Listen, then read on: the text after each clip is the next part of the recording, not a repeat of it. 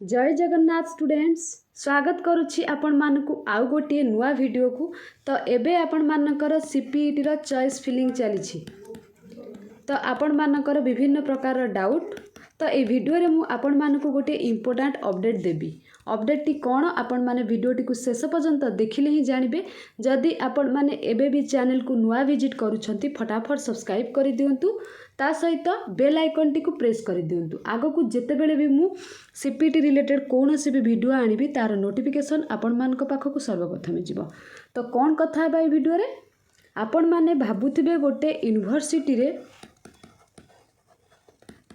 जदि 64 सीट अच्छी तो ये 64 सीट आपण मानकर जनरल कैटेगरी पिला मानकर एटा संपूर्ण भूल। तो आपण माने भाबुथिबे 63 रैंक अच्छी मोर मु पकईदेले मोर उत्कल रे हो जिवो। एटा संपूर्ण भूल।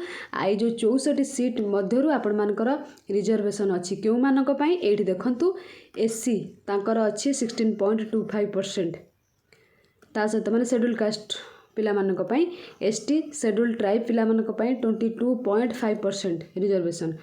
नेक्स्ट आपण मानकर पीडब्ल्यूडी कथा जदि कहबा तांकर 5% रिजर्वेशन। नेक्स्ट जदि ईएसएम कथा कहबा एक्स सर्विसमैन तांकर 1% रिजर्वेशन। ता माने आपण मानकर जदि गोटे कॉलेज रे माने 64टा सीट अच्छी 64टा सीट अच्छी तो से जगार आपणकर ये सब रिजर्वेशन पाई टोटाल 44.75% पड़ेगा।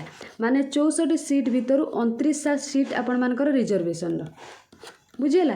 तो आ भितर बाकी 35टा सीट आपण मानकर जनरल पिला मानक पई जो 35टा सीट रहिला जनरल कैटेगरी पिला माने पकई परिबे।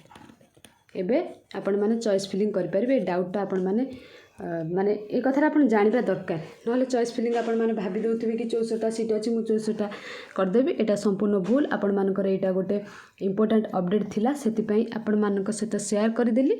तो आपण मानकर जदि किछि डाउट अछि कमेंट सेक्शन रे कमेंट करिकि मते पचारि परिबे। आ सिंगल सब्जेक्ट जदि आपण माने पकई छथि ता पई आपण माने 10टा फिलिंग करि परिबे। मल्टीपल सब्जेक्ट जदि आपण माने पकई छथि ता पई आपण माने मध्य सेम 10टा कॉलेज चॉइस फिलिंग करि परिबे हैला। ना कि अधिक ना कि कम आपण मानक अनुसार देखिकि आपण माने करिवे केमती कोन आपणकर करिले सीट गोटे मिलिबो सेटा आपण माने करिवे बुझि परछन। ता सहित आपण मानकर जो एमिति किछि करंतुनी कि कम रैंक अछि आपण यूनिवर्सिटी करिवे सेमति त आसीबनी आपणकर लॉस है एडमिशन लॉस। तो जदि भल रैंक अछि आपण माने यूनिवर्सिटी चूज करि परिबे। किंतु जदि आपण मानकर खराब रैंक अछि आदो भी भूल करंतु यूनिवर्सिटी लोभरे से जगह रे आपण माने ऑटोनोमस चूज करंतु। आ एमिति भी करंतु गोटे भल ऑटोनोमस कर देबे त सेठी हबो नाही।